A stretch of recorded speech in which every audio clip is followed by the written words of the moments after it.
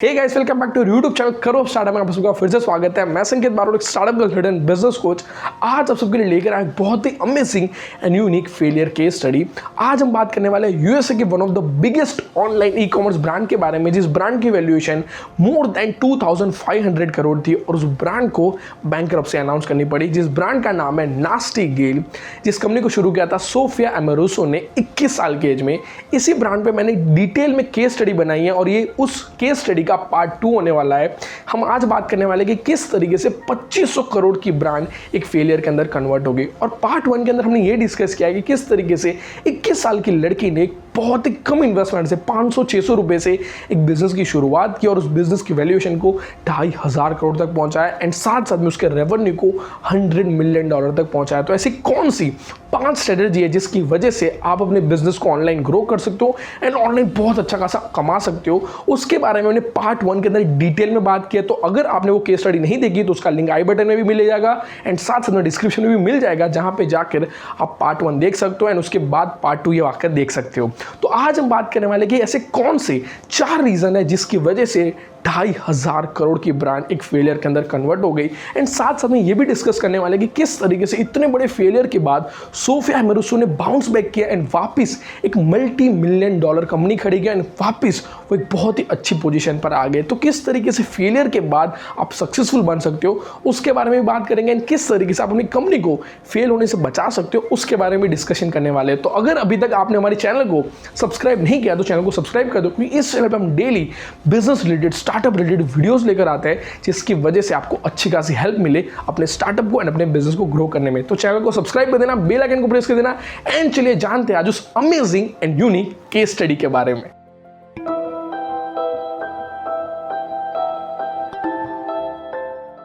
2011 के अंदर सोफिया एमोरूसो ने नास्टी गेल का जो रेवेन्यू था उसको नियर बाय $23 मिलियन तक पहुंचा दिया था और वो रेवेन्यू जनरेट करने के अंदर उन्होंने कोई भी आउटर इन्वेस्टमेंट का सपोर्ट भी नहीं लिया था एंड साथ साथ में उस टाइम पे उनकी कंपनी कोई भी मार्केटिंग नहीं कर रही थी और कोई भी मार्केटिंग और कोई भी आउटर इन्वेस्टमेंट के बिना उनकी कंपनी ने $23 मिलियन का रेवेन्यू जनरेट कर दिया था, जिसकी वजह से उनको कंपनी को बहुत सारे लोग जानने भी लगे एंड साथ साथ में उनको बाहर से वीसी का इन्वेस्टमेंट मिलना स्टार्ट हो गया। 2012 के अंदर उनको सबसे पहले $9 मिलियन की फंडिंग मिली और उसके बाद $40 मिलियन की फंडिंग मिली, यानी नियर बाय 370 करोड़ रुपीस की उनको फंडिंग मिल चुकी थी और उसकी वजह से कहीं ना कहीं उनका जो ग्रोथ था वो बहुत ही ज्यादा मैसिव हो गया एंड 2013 के फर्स्ट क्वार्टर के अंदर नास्टी गेल का जो रेवेन्यू था वो मोर देन $100 मिलियन था, जिसकी वजह से फॉर्ब्स हो गया, एंटरप्रेन्योर हो गया, सक्सेस हो गया, मनी हो गया, ऐसे कई सारे बड़े बड़े मैगजीन के फ्रंट पेज पे सोफिया एमोरूसो आने लगी एंड साथ साथ में वहां पर उनका जो नाम था वो यूएसए की one of the youngest Millionaire के अंदर आने लगा, जिसकी वजह से उनको काफी सारे लोग जानने लगे, काफी सारे लोग प्रेस करने लगे। लेकिन इतना ज्यादा उनका जो ग्रोथ था उनको पता नहीं था कि ये ग्रोथ की वजह से उनकी कंपनी बहुत ही बड़े खतरे के अंदर जाने वाली है एंड 2013 के अंदर उनकी कंपनी ने नियर बाय 11,000% का ग्रोथ किया था। लेकिन उसके तुरंत बाद 2014 से उन्होंने उनकी ग्रोथ के अंदर काफी डाउन ग्राफ देखने को मिला और वो डाउन ग्राफ इस वजह से देखने को मिला क्योंकि उन्होंने ऐसे कुछ 4 चीजों के अंदर गलती की जिसकी वजह से कंपनी एक फेलियर के अंदर कन्वर्ट हो गई एंड 2017 के अंदर उनकी कंपनी को बैंकरप्सी अनाउंस करनी पड़ी। सबसे पहला रीजन है एक्सेसिव ग्रोथ। नास्टी गेल का जो ग्रोथ था वो एक ही साल के अंदर 11,000% का हो गया था एंड साथ साथ में 370 करोड़ की उनको फंडिंग मिल चुकी थी एंड साथ साथ में उन्होंने 100 नए लोगों एम्प्लॉयज को हायर भी कर लिया था, यानी कंपनी एकदम से बहुत ज्यादा बड़ी हो गई थी एंड बहुत ही स्पीड के साथ ग्रो कर रही थी। कंपनी ने एक साल के अंदर तो अच्छा खासा ग्रोथ किया, लेकिन उसी ग्रोथ को कंसिस्टेंसी के साथ बनाए रखना कंपनी के लिए बहुत ज्यादा डिफिकल्ट हो गया क्योंकि कंपनी ने बहुत ही सारी चीजों के अंदर मिसमैनेजमेंट किया। उसमें सबसे पहला रीजन ये आया था कि कंपनी ने क्या किया कि नए कस्टमर एक्वायर करने के पीछे बहुत अच्छा खासा स्पेंड करना स्टार्ट कर दिया। मार्केटिंग और इन्फ्लुएंसर मार्केटिंग होता है उसके पीछे बहुत अच्छे खासे पैसे लगाने लगे। यानी कि मैं आपको एग्जांपल देता हूं कि मान लो आप कोई कस्टमर एक्वायर करने के पीछे $30 या $40 स्पेंड करते हो, यानी करीब करीब आप अच्छा खासा पैसा स्पेंड करके उस कस्टमर को अपनी वेबसाइट पे लेकर आते हो और अगर मान लो वो कस्टमर सिर्फ 1 या 2 बार ही परचेस करेगा तो वहां पर आपको प्रॉफिट नहीं होगा, आपको लॉस होना स्टार्ट हो जाएगा क्योंकि वहां पर आप जो भी कस्टमर को एक्वायर करते हो उसको वहाँ पर अच्छे से सर्व करना पड़ता है, एंड उसके साथ साथ में वो कस्टमर के रिपीट ऑर्डर्स आना बहुत ज़्यादा इंपॉर्टेंट होता है, तभी जाकर आपको वहाँ पे अच्छा खासा रिटर्न मिलता है। तो वहाँ पे नास्टिक के लिए कस्टमर एक्वायर कैसे किया जाए और किस तरीके से ज़्यादा से ज़्यादा कस्टमर को लेकर आ जाए उस पर फोकस किया, लेकिन वो ये भूल गए कि हमारे जो एग्जिस्टिंग कस्टमर है, जो नए कस्टमर आ रहे हैं, उनको सही से सर्व किया जाए। एंड वहाँ पर नास्टिक कस्टमर के हिसाब से, उनकी नीड्स के हिसाब से वहाँ पर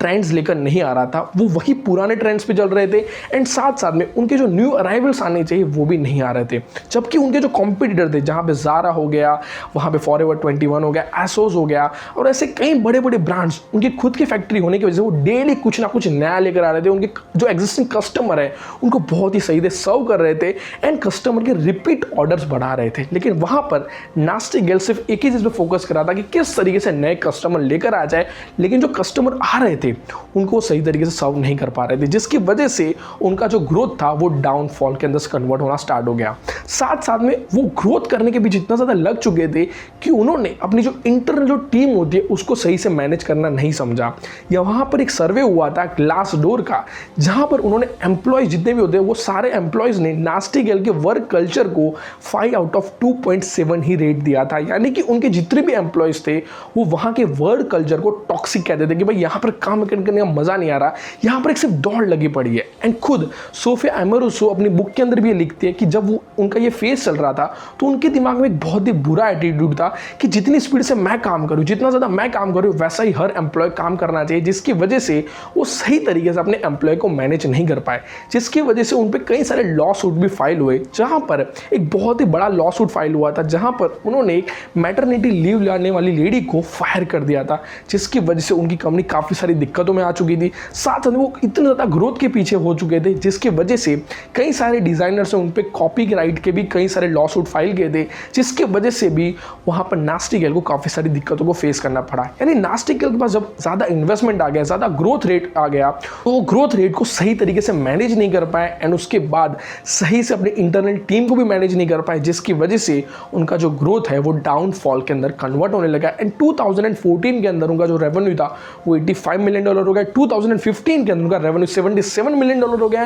एंड उसके बाद 2016 के अंदर तो उनके रेवेन्यू बहुत ज़्यादा कम हो गया, एंड 2017 के अंदर उनको बैंकरप्सी अनाउंस करनी पड़ी। अब बात करते हैं उनके सेकंड रीज़न के बारे में, और वो है कैश क्रंच। यानी कि जब आप कोई ई कॉमर्स प्लेटफॉर्म रन कर दो तो आपके पास बहुत अच्छा खासा पैसा होना चाहिए, लिक्विडिटी होनी चाहिए, जिसकी वजह से आपके जो डेली एक्सपेंसेस होते हैं उसको आप सही तरीके से मैनेज कर पाओ। एंड साथ साथ में ई कॉमर्स प्लेटफॉर्म के अंदर आपके पास अच्छी खासी लिक्विडिटी होना मैंडेटरी है, क्योंकि आपका जो भी ऑफिस का सप्लाईज हो गए, साथ में आपके एम्प्लॉयज़ हो गए, आपके सप्लायर्स हो गए, आपके डिलीवरी बॉयज़ हो गए, एंड साथ साथ में मार्केटिंग टीम हो गई, और ऐसे कई सारे खर्चे होते हैं जो आपको डेली बेसिस पे प्रोवाइड करने पड़ते हैं, जिसकी वजह से आपकी कंपनी सही तरीके से रन कर पाए। लेकिन जब आप बहुत ही ज़्यादा स्पीड के साथ ग्रोथ कर लेते हो तो वहाँ पर काफ़ी सारी दिक्कतें आ जाती है। मैं आपको एक एग्जाम्पल के जरिए समझाता हूँ। एग्जाम्पल के लिए मान लो आपको 1 मिलियन जैकेट्स को सेल करना है विंटर के अंदर, तो उसका जो मैन्युफैक्चरिंग होगा उसको आपको स्टार्ट करवाना पड़ेगा जब समर एंड हो रहा होगा। एंड अगर आप ये सोच रहे हो कि मैं उसका मैन्युफैक्चरिंग दिसंबर या नवंबर में करवाऊँ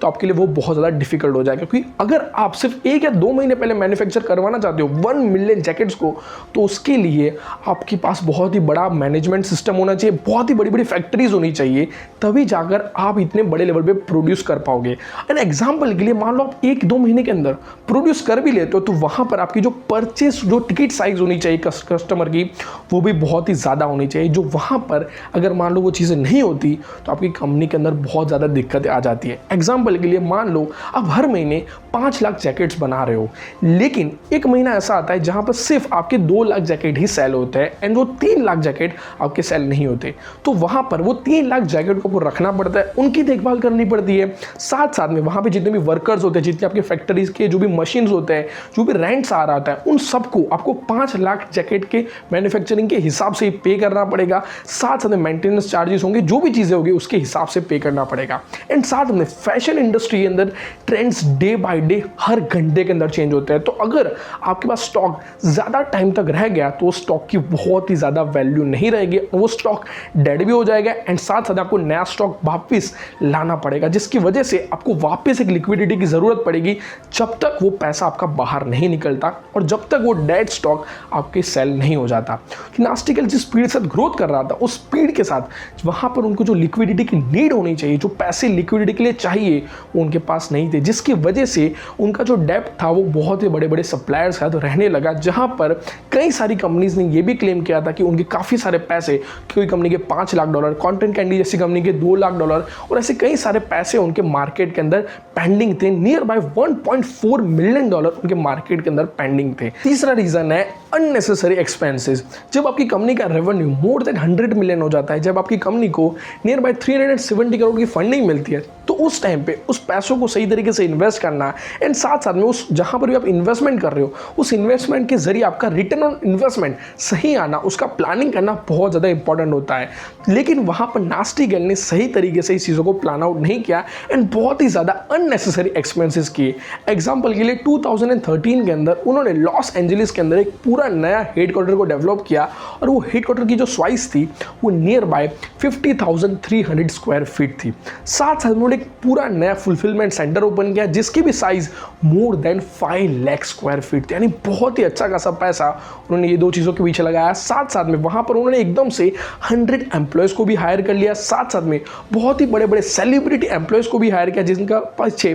उनको अच्छा खासा खर्चा करना पड़ा। एंड साथ साथ में उन्होंने एक ही सिटी के अंदर Los Angeles and Santa Monica के अंदर उन्होंने अपने 2 स्टोर्स भी ओपन कर दिए और उस टाइम उनका ये गोल था कि ऑफलाइन स्टोर की वजह से उनको उनके जो भी रेवेन्यू है उसके अंदर अच्छा खासा ग्रोथ मिलेगा, लेकिन वहाँ पर वो ग्रोथ नहीं मिला। उन्होंने एक ही सिटी के अंदर 2 स्टोर ओपन किए और वहाँ पर भी जिस कंडीशन के अंदर, जिस लोकेशन के अंदर उन्होंने स्टोर ओपन किए थे, उस स्टोर की जो लोकेशन थी वो इतनी ज़्यादा भी सही नहीं थी, क्योंकि वहाँ पर कुछ ही ब्लॉक्स के दूर फॉरएवर 21 हो गया, हॉट टॉपिक हो गया, ऐसे स्टोर थे। एंड वहाँ पर नास्टी गेल के पास जो भी क्वालिटी के कपड़े थे उसकी प्राइस बहुत ज़्यादा थी एंड उसके हिसाब से क्वालिटी नहीं मिल रही थी, तो वहाँ पर कस्टमर नास्टी गेल को विजिट करने के बजाय फॉरएवर 21 या फिर हॉट टॉपिक में जाते थे। और जो कस्टमर बहुत महंगा परचेस करना चाहते थे तो वो कस्टमर गुची हो गया, प्राडा हो गया, रैग एंड बॉर्न हो गया, ऐसे ब्रांड्स के अंदर परचेस करने जाते थे, वो लोग नास्टी गेल में नहीं आते थे। साथ साथ में वहाँ पर उनके जो ऑफलाइन स्टोर का प्रॉपर मैनेजमेंट होना चाहिए वो भी नहीं होगा। वहाँ पर काफ़ी सारे कस्टमर ने ये कंप्लेन की थी कि जब भी वो नास्टी गेल के अंदर परचेस करने जाते हैं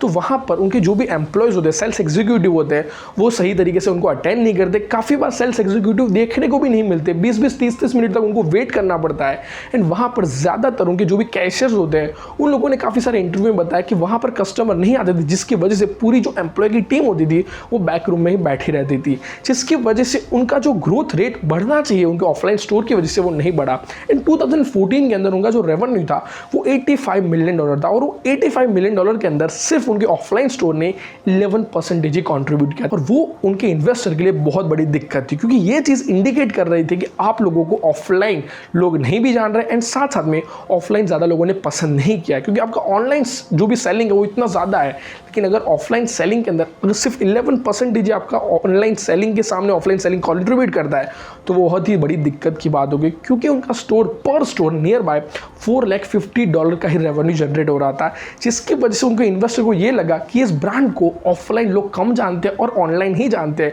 एंड ऑनलाइन कस्टमर कभी भी कोई दूसरे प्लेटफॉर्म पे जा सकते हैं, फ्लक्चुएट हो सकते हैं एंड साथ साथ में वहाँ पर कभी भी गिरावट आ सकती है, लेकिन ऑफलाइन स्टोर के अंदर आपके स्टेडी कस्टमर बनते हैं एंड साथ साथ में आप लॉन्ग टर्म तक वो बाय करते हैं। लेकिन प्रॉपर एम्प्लॉयमेंट का मैनेजमेंट नहीं होना, प्रॉपर कस्टमर को वहाँ पर अटेंड नहीं करना एंड साथ साथ में वो जो भी न्यू अराइवल्स लेकर आ रहे हैं, जो भी ट्रेंड्स लेकर आ रहे हैं, उसके प्राइस सही तरीके से मैनेज करना, चीप लेकर आना, डिस्काउंट लेकर आना, वो चीज़ों को नहीं कर पाए, जिसकी वजह से वहाँ पे जो नज़दीक के जो स्टोर्स थे वहाँ पर कस्टमर आते थे एंड नास्टी गेल में नहीं आते थे। एंड साथ में ऐसे अननेसेसरी एक्सपेंसेस की वजह से उनके पास जब उनको नीड थी तब लिक्विडिटी नहीं बची थी, जिसकी वजह से उनको बैंकरप्सी अनाउंस करनी पड़ी। चौथा रीज़न है under estimate customer needs and choices. जब आप ये सोचते हो कि मेरी ब्रांड तो कस्टमर से भी बड़ी है एंड आप कस्टमर की नीड्स को, उनकी जो भी चॉइसेस है उनको समझना बंद कर देते हो, तो बहुत ही जल्द आपकी ब्रांड फेलियर के अंदर कन्वर्ट हो जाती है। और यही चीज़ हुई नास्टी गेल के साथ। जब सोफिया अमेरोसो की गर्ल बॉस बुक पब्लिश हुई एंड जैसे ही वो पब्लिश हुई उसके साथ वो बहुत ही ज़्यादा फेमस भी हो गई एंड न्यूयॉर्क की बेस्ट सेलिंग बुक बन गई,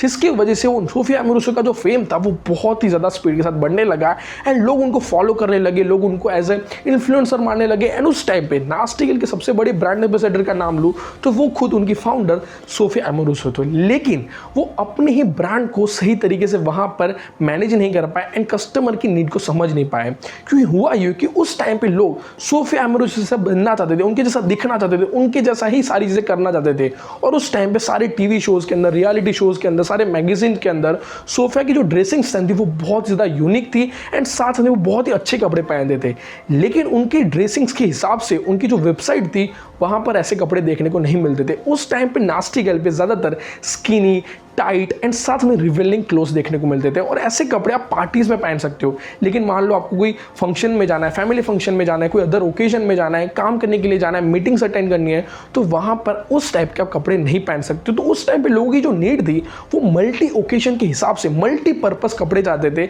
एग्जाम्पल के लिए एसोस का उस टाइम पे वीगल ड्रेस था। वो ड्रेस ऐसा था कि आप उसको कोई भी बहुत ही अच्छे कई सारे ओकेजन्स के अंदर उसको पहन सकते हो एंड जा सकते हो। लेकिन उस टाइम पे नास्टी गर्ल एक ही टाइप के कपड़ों पे फोकस कर रहा था और वो उनके जो कपड़ों की टाइप थी वो कहीं ना कहीं पार्टी वेयर कपड़े थे और उनको ज़्यादातर कस्टमर नहीं परचेस करना चाहते थे। एंड साथ साथ में वो न्यू अराइवल्स भी उस टाइम पे ज़्यादा नहीं ला रहे थे, वो एक ही टाइप के कपड़ों पे फोकस कर रहे थे। जिसकी वजह से हुआ यूँ कि कस्टमर ने उनको वहाँ पर पनिश करना स्टार्ट कर दिया एंड साथ साथ में कस्टमर दूसरी ब्रांड के अंदर कन्वर्ट होने लगे, जिसकी वजह से उनके सेल्स के अंदर बहुत ही ज़्यादा स्पीड के साथ गिरावट आना स्टार्ट हो गई। कि लोग उस टाइम पे सोफिया अमोरुसो बनना चाहते थे, नास्टी गर्ल नहीं। वो उस टाइम पे सोफिया अमोरुसो के जैसा कपड़े पहनना चाहते थे, नास्टी गर्ल बताए वैसे कपड़े नहीं। जिसकी वजह से नास्टी गर्ल ये चीज़ों को नहीं समझ पाई, जिसकी वजह से कहीं ना कहीं उनके कस्टमर कोई और ब्रांड की तरफ कन्वर्ट होने लगे। साथ साल में 2015 के अंदर लगातार सेल्स के अंदर गिरावट आ रही थी, जिसकी वजह से 2015 के अंदर सोफिया अमोरुसो ने सीईओ पोजीशन से स्टेप डाउन किया और उसके बाद वो एक लीडिंग पोजीशन पे रहे। लेकिन उनका ये डिसीजन उनकी बहुत बड़ी गलती साबित हुआ, क्योंकि उस टाइम पे ज़्यादातर लोग सोफिया अमोरुसो से बहुत ज़्यादा इन्फ्लुएंस थे एंड कहीं ना कहीं उसकी वजह से ही वो नास्टी गर्ल को जानते थे और नास्टी गर्ल के जरिए परचेस करते थे। लेकिन जब उनको ये पता चला, उनके कस्टमर्स को, उनके फैंस को, उनके सपोर्टर को, कि भाई सोफिया अमोरुसो सीईओ नहीं रही है, तो उनका जो ब्रांड के साथ एक कनेक्शन था सोफिया अमोरुसो की वजह से वो कनेक्शन वहाँ पर ब्रेक डाउन हो गया। और वहाँ पर कहीं ना कहीं कस्टमर्स को, उनके फैंस को ये लगा कि अब जो ब्रांड का कंट्रोल है वो किसी और के हाथ में है, जिसकी वजह से उनके सेल्स के अंदर बहुत ही भारी गिरावट आई। एंड 2016 के अंदर उन्होंने बहुत ही बड़ा डाउनफॉल फेस किया। एंड 2017 के अंदर लगातार उनका डाउनफॉल की वजह से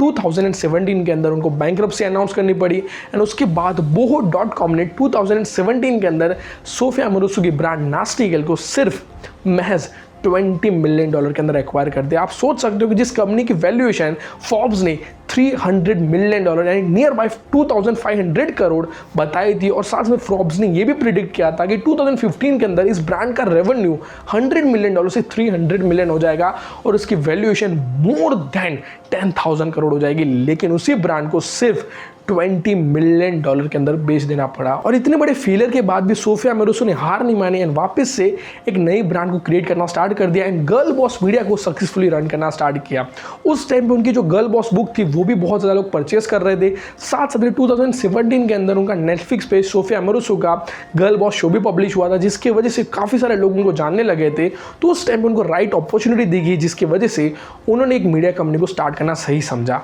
उनको एक इंटरव्यू के अंदर ये पूछा गया था कि इतने बड़े फेलियर के बाद आप क्या सोचते हो अपने खुद के बारे में। तो उन्होंने उस टाइम ये बताया था कि मुझे खुद पे बहुत ज़्यादा प्राउड फील होता है, क्योंकि मैंने 30 साल के अंदर इतने बड़े बड़े अचीवमेंट हासिल किए एंड साथ साथ में इतने बड़े फेलियर को भी फेस किया एंड उस फेलियर के जरिए मैं काफ़ी सारी चीज़ें सीखी हूँ। वो चीज़ों को इंप्लीमेंट करके मैं वापस से बड़ी कंपनी खड़ी करूँगी। एंड उन्होंने ये चीज़ें करके बताई। आज गर्ल बॉस मीडिया को मोर देन $6 मिलियन की फंडिंग भी मिल चुकी है एंड साथ साथ में आज उस कंपनी की वैल्यूएशन मोर देन $13 मिलियन है। आज गर्ल बॉस मीडिया के अंदर more than 21 million women entrepreneurs connected है एंड साथ साथ में वो कंपनी आज more than 30 countries and 230 cities के अंदर रन कर रही है। गर्ल बॉस मीडिया एक ऐसी कंपनी जिसके जरिए वुमेन एंटरप्रेन्योर एक दूसरे के साथ कनेक्ट हो सकती है। साथ साथ में वहां पर गर्ल बॉस मीडिया के जरिए काफी सारे एंटरप्रेन्योर्स को वहां पे सपोर्ट मिलता है, जहां पर मोर देन $130,000 से भी ज्यादा फंडिंग वहां पर वुमेन एंटरप्रेन्योर को मिल चुकी है एंड साथ में कई सारे अवार्ड्स मिले हैं, जिसकी वजह से आज women entrepreneur girl boss foundation education के थ्रू